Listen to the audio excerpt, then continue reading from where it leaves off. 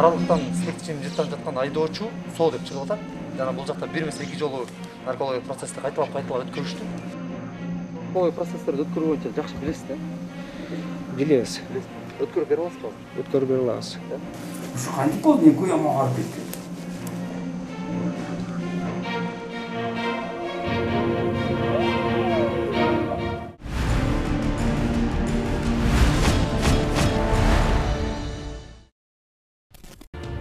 Экөөдөн кошуп коюп, сен экстатан бирөө кошуш керек да, ошондо билинет да. Сиздер акыркы учурларда катталып жаткан кылмыш кырсык окуяларын жана жол кыймылдарында болгон ар кандай чуулгандуу окуялардын топтомун чагылдырган телевизор көрсөтүүсүн көрүп баштадыңыздар. Биздин бул жолку чыгарылышыбызда Кызылкыя шаарындагы бейтапканасынын наркология борборунун жаздым кетирген иш аракеттери боюнча көрө аласыздар. Бул боюнча биз өткөн эфирибизде дагы белгилеп өткөнбүз.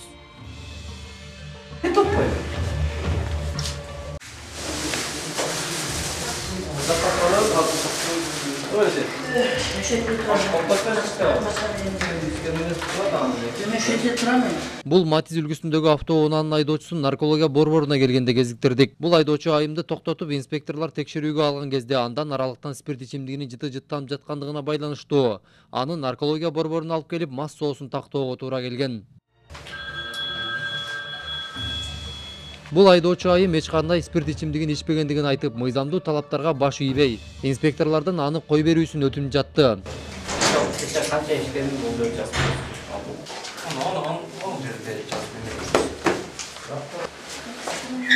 Кызылкыя бейтапканасынын наркология борборуна келгенде шалакылык менен текшерүү жасаган врачтар жөнүндө өткөн программабызда көрсөткөнбүз. Бирок бул айдоочуга карата туура текшерүү кылдыбы, айтор айдоочудан спирт ичимдиги ичкендиги тастыкталды. Ичпегениңиз тууралуу жазып берсеңиз болот. Ичкен эмес болсоңуз, могул жерде сиздин эмеңиз колуңуз коюп коесуз.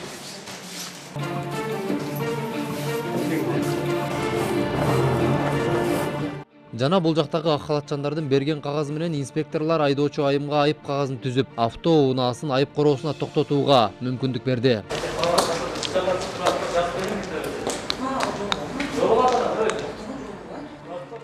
Мыйзам боюнча спирт ичимдигин ичип алып, унаа башкарып жүргөн айдоочунун спирт ичимдигин ичкендиги наркология борборунан такталса, инспекторлор ага 17.500 сом өлчөмүндөгү айып түзүп, автоунаасын убактылуу токтотуучу жайына коет. Бул айымга дагы дал ошондой чара колдонулду.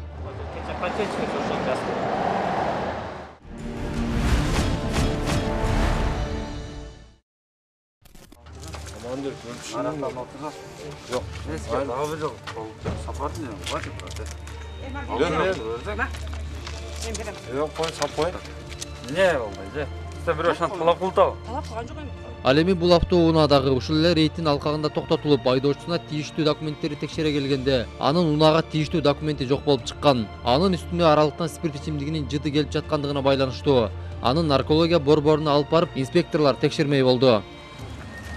Doğru düşünüyorum. Düşünmedim. Niye düşünmüyorsun? Ben düşündürüyorum adamı. Ben başka olsam. Ben düşünmedim. Бирок бул жайга келгенде баштагыдай эле наркология процесстери тыянаксыз болуп чыкты. Чынында айдоочунун мас абалында деп айтууга болбойт. Ошентсе да аны инспекторлор текшерүүдөн өткөрүү керек экендигин билдиришкен. Азыр текшерип атабыз, тактап атабыз. Азыр бирок өткөрөбүз.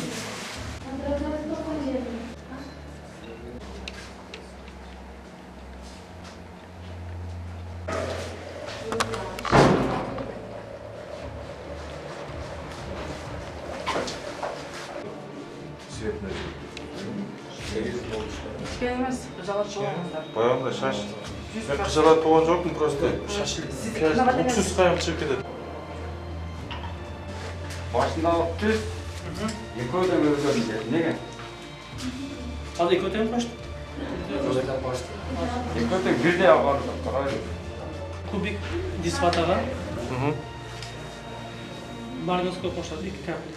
Барганское кошулат. Цвети темный розовый болуш керек. Азыр ошондо мыякты текшерүүгө алганда кандай болду? Ошондо жыйынтыгын айтып койсоңуз камерага. Азыр жыйынтыгын алып кайра өткөрөбүз десеңиз, неме Жок, негизи кайра өткөзгөнгө убакыты жок да.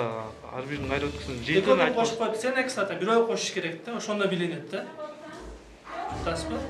Экөөнө кошуп калган, Экөөнө кошуп коюпту. Азыр мен кайрадан бирөөгө эме кылып туруп, өткөзүп Жок, азыр мындай 5 эле. жыл вакталат.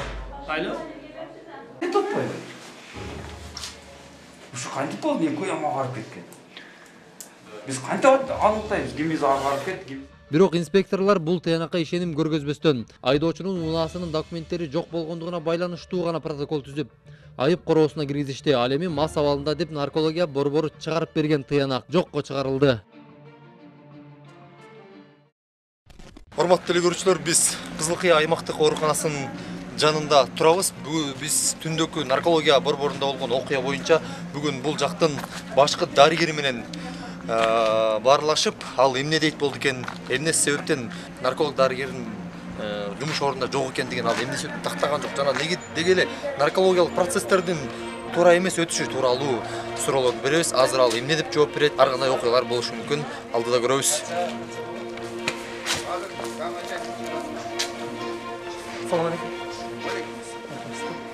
Мен атым Темирлан Сейитбек уулу, Коомдук биринчи каналга телевизор көрсөтүүсүнүн редактору болуп. Биз Бишкектен атайын келгенбиз, бул жака иш сапары менен, анан иш сапары менен майы кызматкерлери менен биргеликте иш-чара жүргүзүп жаткан учурда бир мас абалында деп шектелип, бир айдоочуну кармап келишкен. Кармап келгенде ошо наркология борборуна алып келип, анын мас соосун тактоо максатында наркология борборуна алып келүү мыйзам чегинде.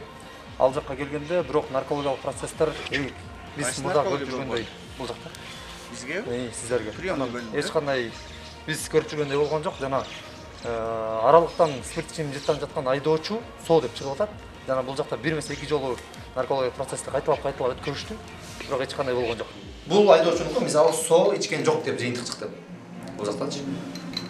А балким ушул мындай экспертизанын жыйынтыгы жаңылыштуу болуп, соо адам деле 17.500 сомдук айыпка жыгып калуусу деген толук мүмкүн да. Чынбы? Тест мененби же трубка менен? Трубка менен. Трубка менен.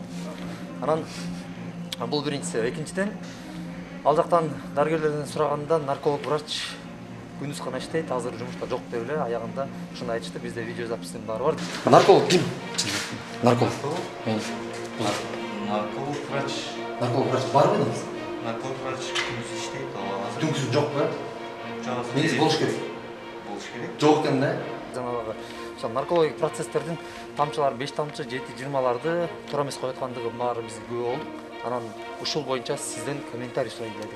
Эми бизде өзү күндүз күнү наркологиялык изилдөөлөрдү ЦСМ жүргүзөт.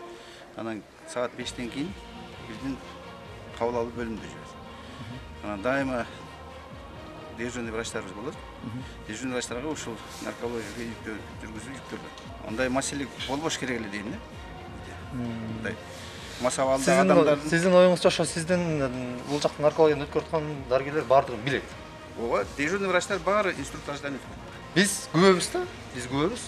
Аралыктан спирт ичимдиги ушундай жыттанып, өзүнүн сүйлөө манерасы дейбизби, ушундай этикасы дейбизби, баардыгы тең ушу мас абалында окшоп жаткан жаран бир эмес 2 жолу соо деп чыгылды. Ошондой эле биз бул жака ишенбөөчүлүк көрсөтүп, майып кызматкерлери менен кошо жакынкы Үчкоргон бейтапканасына бардык. Ал жака барганда бир эле тесттен, бир эле наркологиялык экспертизадан анын мас абалында экендигин чыгарып беришти. Тест система мененби же трубка менен? Тест система менен дагы жана анын давлениясын өлчөө, жана ошо өзүнүн процесстери бар эмеспи? Мен айтып атпаймын, мен өзүм да тест системаларды текшерип көргөм. Тесттер чындыгында да жыйынтык чыгарбайт. Оң жыйынтык. Ошондо сиздин оюңузча Үчкоргондун дарыгериники туура эмес. Жок, возможно, эми дарыгер кээ бир катаашты кетириши мүмкүн. Мен ага кетилик бере албайм да. Бирок азыр неме кылсак, может текшерип көрсөм. Күнөөсү жок айдоочу же болсо күнөөлүү айдоочунун мындай мыйзамдуу түрдө аныктап берейин депчи. Эгер кечээ күнү аныкталбаган болсо мен бул боюнча анда азыр Кызыл Кыя шаардык бейтапканасынын башкы дарыгери бул мүчүлүштүктөрдү эске алып, кызматтык иликтөө жүргүзүп, наркологиялык бөлүмдөгү каталарды түздөөнү убадалады. Ооба, жумуш бар жерде сөзсүз түрдө кемчилик дагы болот эмеспи? Андыктан башкы дарыгердин убадаларына ишенгибиз келет.